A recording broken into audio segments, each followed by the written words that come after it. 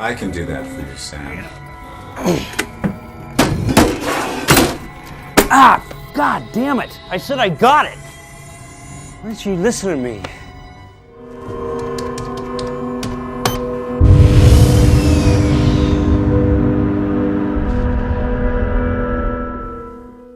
Hey guys, what's happening? Niyat here with Film Comics Explained, and today we'll be exploring the 2009 sci-fi drama Moon, going through the story, characters, its themes, and the overarching message of the film.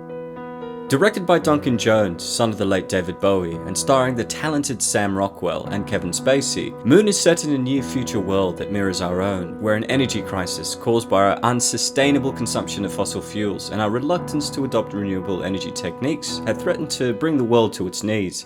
The film is a slow burner psychological drama that follows a single crew member named Sam Bell on the Moon who is working the final days of his contract. Visibly close to breaking due to the loneliness and isolation he's had to endure, he's forced to communicate to his loved ones via video link. But as the film unravels, we start to realize that all does not seem to be right with both Sam and the operation as a whole.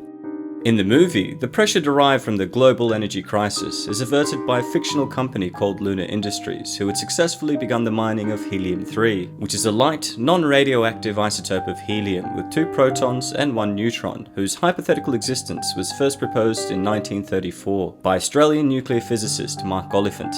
There's actually been a considerable number of debates in scientific circles since that time over its potential use as a future energy source, as unlike other nuclear fusion reactions, the fusion of helium-3 atoms is known to release a significant amount of energy without causing the surrounding material to become radioactive. While naturally found in small trace amounts on Earth, it's worth noting that it's widely believed that the Moon is thought to have an abundance of helium-3 embedded in the top layer of regolith of its surface, caused by solar winds. The film takes this real-life concept and explains that the company had been mining the material for 15 years, with the only downside being that someone had to be stationed there to oversee the successful transportation of helium-3 from the lunar surface all the way back to Earth. But as the narrative unfolds, the sinister working practices of Lunar Industries and their abhorrent disregard for life comes to light. For me, Moon explores several themes including identity, the dangers of powerful conglomerates, what it means to be human, as well as our collective inability to change the way that we perceive the world, despite overwhelming scientific evidence that indicated we are running out of fossil fuels and are responsible for climate change, as well as the accelerated mass extinction of numerous species around the world. I love the genre of science fiction, which can offer a momentary surrealist escape from our own world, but what I love more is when the genre is hijacked as a vessel to highlight the problems within our society and illuminate the path we could be heading to if the status quo remains the same. So Ridley Scott's Alien series would have to be one of the first films to introduce the issues that can arise from solo conglomerate corporations having monopoly on the day-to-day operations of almost every sector, and their focus on profit, scientific advancement, paired with their disregard for human life, has since become a common trope in films. Guess you two have met, huh? I'm Burke, Carter Burke. I work for the company, but don't let that fool you. I'm really an okay guy. We see this play out in other movies like Blade Runner in the form of the Tyrell Corporation, which was also created by Ridley Scott. The Terminator films, which featured Cyberdyne Systems, with the company and many concepts created by James Cameron, and of course Avatar, which showed the extent of human greed and the company's disregard for other humanoid sentient life forms on the planet Pandora. Their damn village happens to be resting on the richest unobtainium deposit within 200 clicks in any direction.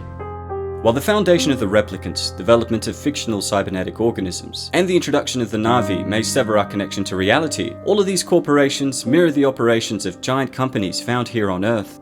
This wicked behavior has been seen and reported on powerhouses like Amazon, who were known to underpay and overwork their employees, as well as Walmart, Nestle, and Nike, which has a history of exploiting workers in impoverished countries.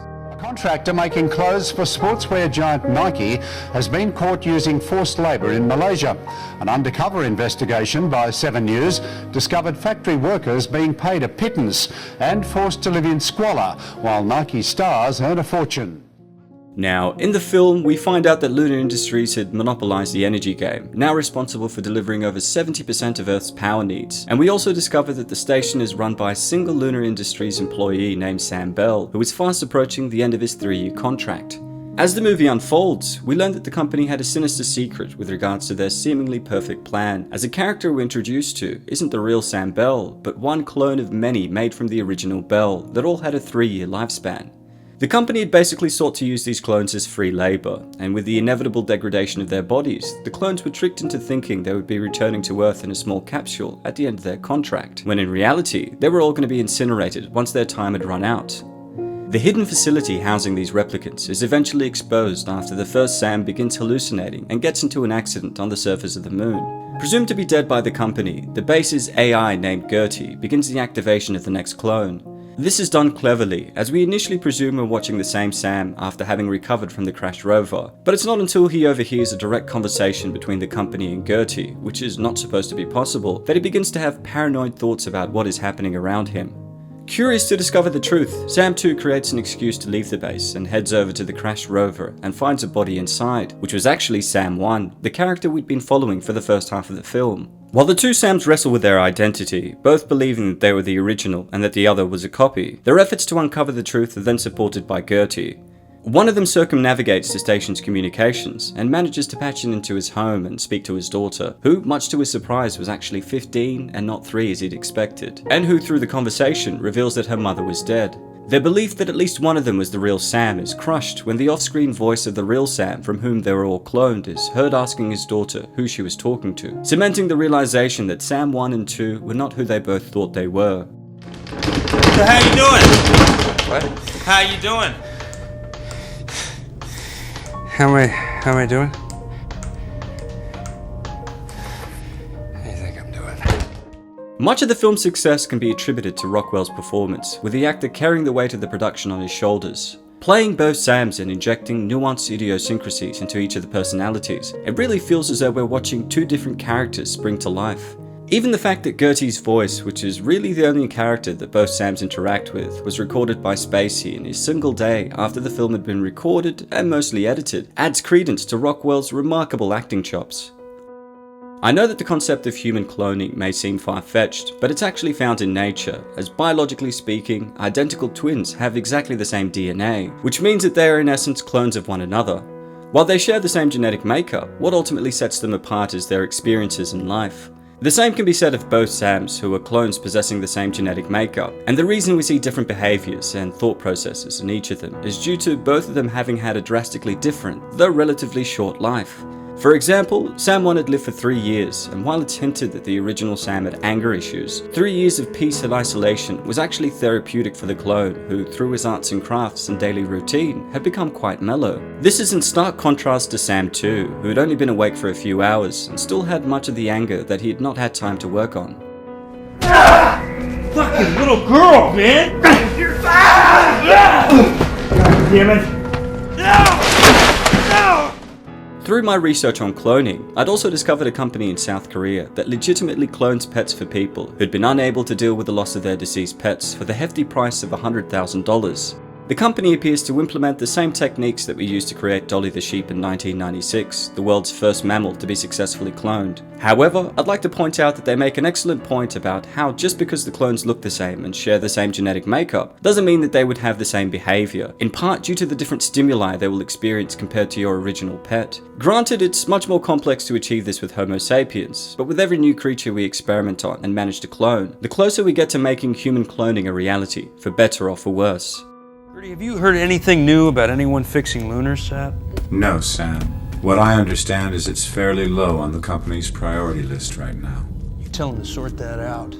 Now, the robot Gertie, which displays its moods and limited feelings with a handful of emoticons, is in essence torn between its objective to see the completion of the operation and a directive that forced it to help Sam, subverting our expectations of the evil AI trope prevalent in a lot of science fiction films.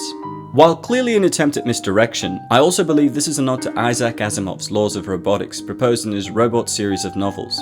The company eventually begins to suspect that something is not right, and they send a kill squad to reset the base, with 3 of the film's special effects artists appearing in cameos as the cleanup team. But the Sams, with the help of Gertie, cover up their meeting and send the newer clone to Earth to reveal the conspiracy. This is actually followed up in Jones's recent film Mute, which is set in the same universe, and shows that all of the Sam clones had made it to Earth and were now suing the company for its neglect and ill treatment of them. Though as a whole the movie may seem a bit depressing, it's a little touches in the film like Gertie placing its hand on Sam when he's upset, which is reciprocated by Sam, who ultimately removes the kick me sign on its back as a sign of respect, as well as the brotherly bond between the two Sams that begins to develop that makes Moon less painful to endure and rewarding to watch. Technically speaking, Gertie and both Sams aren't human, but biological and electronic attempts at replicating human behaviour. But I pose this question to you. What could be more human than lending a hand to a friend and showing compassion to a person in need? The film also has references to King Sisyphus, who, through his hubristic belief that he was the wisest person that ever existed, angered Zeus and was punished by having to spend eternity carrying a large rock up a hill, only for it to come down. And we see this with Sam's clones, which the company had hoped they could exploit indefinitely as punishment for humankind's obstinate mistakes. Moon is a poignant wake-up call to humanity, showing where we could end up if we're not careful about how we approach our relationship to the Earth. I mean, even if the mining of helium-3 becomes a thing, the way we currently consume energy and our stubbornness to universally adopt renewable energy sources, which is the only way to save our planet from ultimate disrepair, will end up being our biggest mistake and the path towards our inevitable downfall.